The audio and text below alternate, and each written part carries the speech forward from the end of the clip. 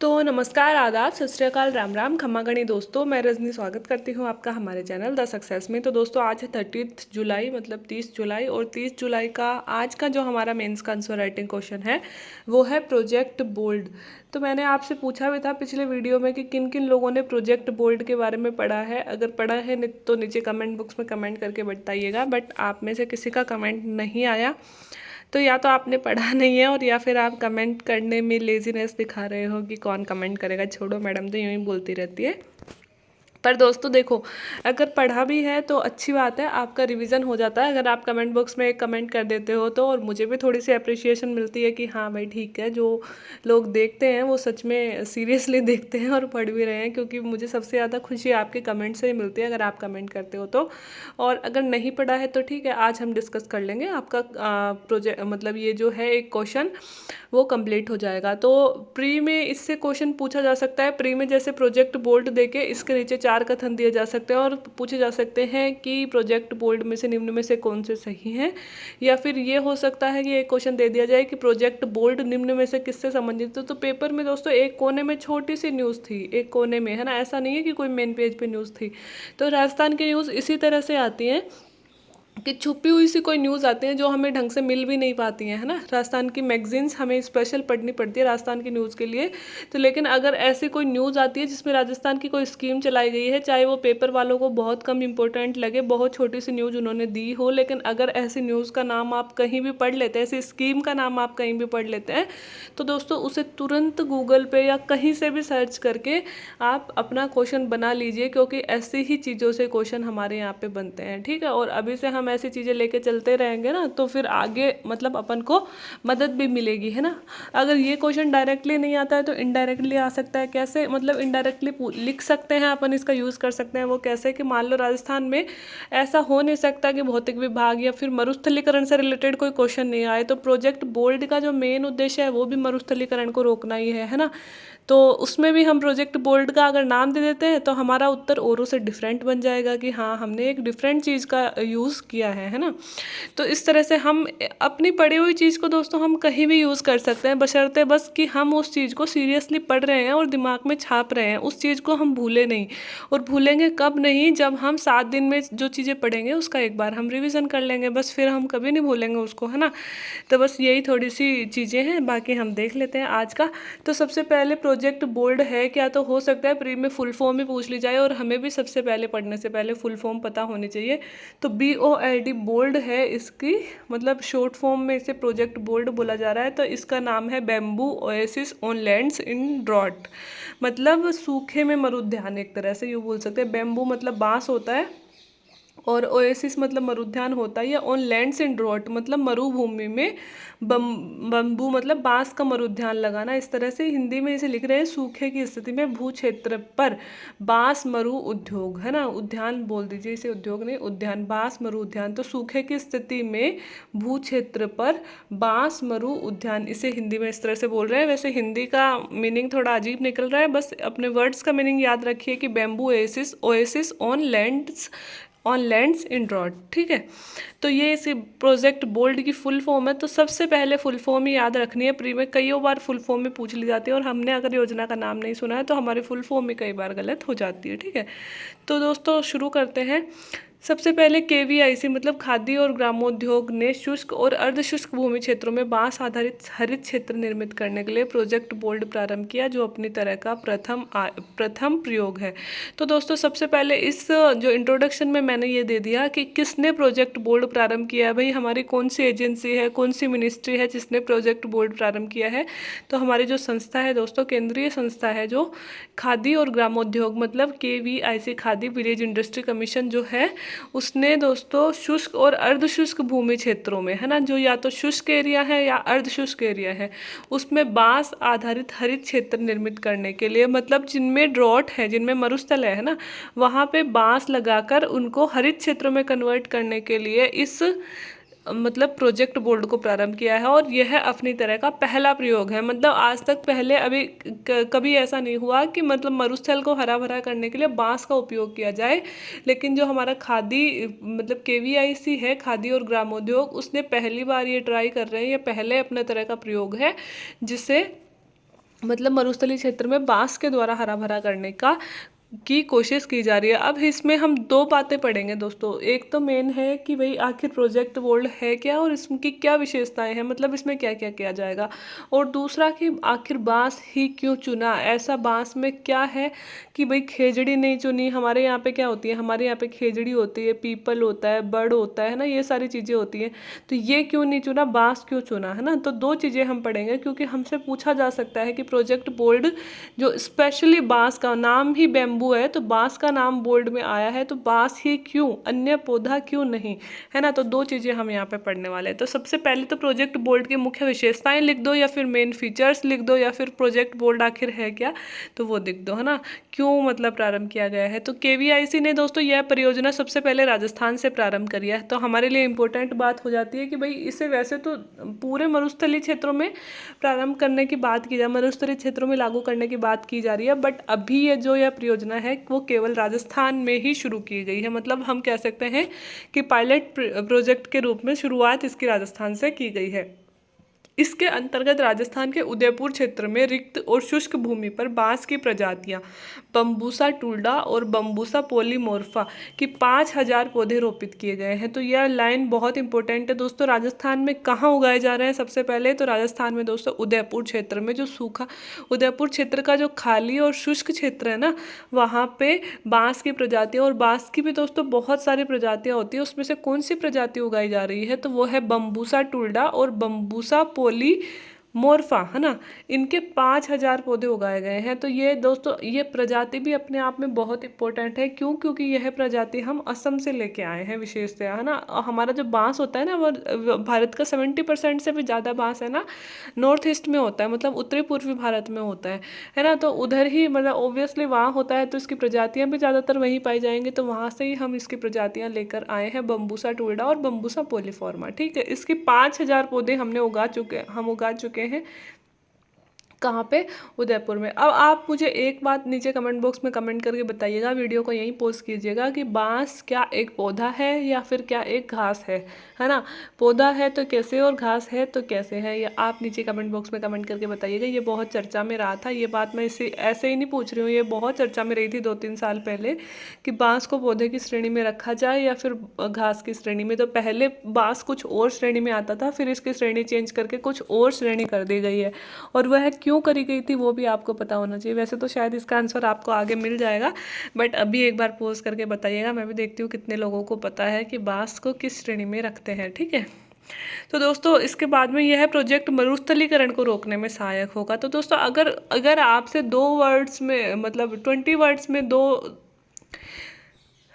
20 शब्दों वाला जो उत्तर होता है 2 नंबर का, अगर उसमें प्रोजेक्ट बोल्ड पूछे तो ये 3-4 बातें ही आपको लिखनी है, बस इतनी ही लिखनी है। 2 लाइंस में आपको समेट के रखनी है कि प्रोजेक्ट बोल्ड की फुल फॉर्म बताते हुए आपको यूँ लिख देना है कि ये केवीआईसी द्वारा चलाया गया एक अभियान है, जो राजस्थान से एक स्कीम है, एक प्रोजेक्ट है जो राजस्थान से उदयपुर जिले से प्रारंभ किया गया है, जहाँ पे बांस की बम्बूसा टुल्डा और बम्बूसा पोलीफॉर्मा के 5,000 पौधे रोपित किए गए हैं, क्योंकि बांस के पौधे मरुस्थलीकरण को रोकने में सहायक होते हैं। तो इतनी सी बात हमें 2 नंबर वाला जो क्वेश्चन आता है उसमें तो इतनी सी बात लिख देनी है ना। अगर हमारा 5 नंबर का आता है तो ऊपर वाला भी पैराग्राफ जोड़ दो, नीचे वाला भी जोड़ दो, है ना, थोड़ा बड़ा बना दो। ठीक है, और अगर हमारा 100 नंबर का आता है तो ये 3-4 चीज़ें तो जोड़ ही दी, मतलब ये ऊपर वाली चीज़ें तो जोड़ ही दी। इसके बाद में दोस्तों ऑब्वियसली 100 नंबर का आएगा तो ये भी पूछेंगे कि भाई बांस से क्यों चुना है, स्पेसिफिक विशेषताएं बांस में ऐसी क्या है, तो वो कि बांस ही राजस्थान के लिए चुना गया, तो वो भी हम देख लेते हैं। ठीक है, तो दोस्तों अब हम पढ़ेंगे बांस को चुनने के कारण, जिनके इंटरव्यू होने वाले हैं ना एफएसओ के और एईएन के, तो एएसओ के एईएन के, तो उन लोगों से पूछा जा सकता है कि प्रोजेक्ट बोल्ड है क्या, क्योंकि राजस्थान की हर एक चीज़ मैं आपको कहती हूँ हमारे लिए बहुत इंपॉर्टेंट है। तो उनसे पूछा जा सकता है कि आखिर प्रोजेक्ट बोल्ड है क्या, कहाँ लाया गया है, क्यों लाया गया है, बांस से क्यों चुना गया है ना। और हमसे भी पूछा जा सकता है मेंस में, तो देख लेते हैं दोस्तों। एक तो बांस जो है काष्ठीय 12 मासी सदाहरित पौधा है, जो वास्तव में घास है, और यह अत्यंत तीव्र गति से वृद्धि करता है और 3 वर्ष के भीतर यह काटा जा सकता है। तो सबसे बड़ी विशेषता जो है वो इसी लाइन में आ गई है दोस्तों बांस की। एक तो कास्ट ही है, मतलब इसमें कास्ट होती है, जो कास्ट है ना, कास्ट मीन्स लकड़ी बहुत सारी चीज़ों में यूज की जा सकती है बांस की लकड़ी, है ना। एक ये 12 मासी सदाहरित पौधा है, मतलब ये कभी भी सूखा नहीं होता, 12 महीने हरा रहता है, ठीक है। दो विशेषताएं, तीसरा कि वास्तव में यह एक घास है, यह पौधा नहीं है, पेड़ की श्रेणी में नहीं आता, यह घास की श्रेणी में आता है। और चौथी बात, यह अत्यंत तीव्र गति से वृद्धि करता है, इतनी तेजी गति से बढ़ता है दोस्तों कि आज हमने लगाया है तो 3 साल के भीतर इसे काट भी सकते हैं, इतना बड़ा हो जाता है 3 साल में। तो नॉर्मली पौधे 3 साल में बहुत छोटे होते हैं, 10-12 साल में बड़े होते हैं, तो भी कई तो काटने लायक नहीं होते 10-12 साल में, बट ये 3 साल में काटने लायक हो जाता है। तो हमें राजस्थान में अगर मरुस्थलीकरण को रोकना है, ग्रीनरी बढ़ानी है, तो हमें ऐसे ही पौधे की जरूरत है जो कि जल्दी बढ़े और जल्दी ग्रीन हो जाए और सदा हरित भी रहे और जल्दी काटा भी जा सके। काटने से क्या मतलब है, काट के हम विभिन्न क्षेत्रों में उसका उपयोग कर सकते हैं, है ना, और वो फिर से हरा हो जाएगा। तो इस तरह से मल्टी यूज हो गए इसके, है ना। तो ये एक पैराग्राफ में इसके कई सारी चीज़ें और विशेषताएं बता दी। तो इसलिए बांस एक तो देखो कास्ट है इसमें बहुत सारी, दूसरा 12 मासी हरा रहता है, तीसरा यह घास है जो तीव्र गति से बढ़ती है, घास की तरह ही बढ़ता है, चौथा 3 वर्ष के भीतर काटा जा सकता है। तो दोस्तों अब जो विवाद है वो ये था कि पहले बांस और बांस को ना पहले माना जाता था पेड़, मतलब पौधे की श्रेणी में माना जाता था। उसके बाद में दोस्तों 2-3 साल पहले की बात है, इसे घास की श्रेणी में रख दिया गया। अब घास की श्रेणी में क्यों रखा गया, क्या ऐसी जरूरत थी कि जो बांस है ना वो आदिवासी लोगों के द्वारा बहुत ज़्यादा यूज किया जाता था। आदिवासी लोग जो है अपना घर वर भी बांस की मतलब इसे कास्ट से ही बनाते थे। तो क्या होता था कि वो मतलब जंगल में जो रहते हैं वो बांस को तो ऐसे घास की तरह यूज़ करते थे, लेकिन हमारे जो वन कानून वगैरह आए थे तो उसमें क्या हुआ कि पेड़ काटने पर पाबंदी लगा दी गई थी, है ना। तो पाबंदी लगाने से अब आदिवासी लोग है ना, कास्ट काटने पर मतलब बांस काटने पर भी इनको सजा होती थी, और बांस एक ऐसी चीज़ थी जो उन्हें नेसेसरी यूज़ करनी पड़ती थी, है ना। तो एक वो वाला रीज़न माना गया। इसके अलावा भी दोस्तों की जो है ना बांस जो है उसको मतलब बहुत सारे, मतलब सिर्फ आदिवासी ही नहीं, हम लोग भी मतलब फर्नीचर में और भी बहुत सारी चीज़ों में यूज़ किया जाता था। तो बांस को काटने की बार बार हमें ज़रूरत भी पड़ती थी, और बांस को काटने से ऐसा भी नहीं है कि वो फिर से बड़ा नहीं होगा। जैसे पेड़ होता है, खेजड़ी होता है, अगर हमने उसको नीचे से काट दिया तो फिर वो बड़ा बड़ा नहीं होता है, मतलब एक तरह से ख़त्म ही हो जाता है। होता है तो बहुत रेयर चांस में होता है, लेकिन यह तो फिर से हरा भरा हो जाता है, तो उसको वो नुकसान भी नहीं होता है ना। तो इसलिए दोस्तों बहुत सारे रीज़न थे कि उसको ना मतलब पेड़ की श्रेणी से हटा के घास की श्रेणी में रख दिया गया। घास की श्रेणी में रखने का मतलब ये हुआ कि मतलब इसे हम इजीली काट सकते हैं। अब जो मतलब पेड़ों वाले जो कानून थे, है ना, जो वन वाला कानून था, वो इस पे लागू नहीं होगा, बिकॉज ये घास की श्रेणी में आ गया। अब ये पेड़ की श्रेणी में नहीं है, तो इसे हम काट सकते हैं, इसलिए इसको फिर पेड़ की श्रेणी से हटा के घास की श्रेणी में रख दिया गया। और इसके कुछ फीचर्स भी ऐसे थे, मतलब वानस्पतिक विशेषताएं भी ऐसी थी कि इसको घास कहना ज़्यादा उचित होगा, ठीक है। तो पहला रीजन हो गया बांस चुनने का कि हमने बांस से क्यों चुना। दूसरा रीजन दोस्तों जल संरक्षण को भी प्रोत्साहित करता है। इसमें कुछ ऐसे फीचर्स होते हैं जो बहुत सारा जल को कंजर्व कर सकते हैं। ये वाष्पीकरण को भी कम करता है ना, बहुत ज़्यादा वाष्पीकरण भी नहीं कर पाता। वैश्विक तापन को भी कम करता है, हरित गैसों का अवशोषण करता है।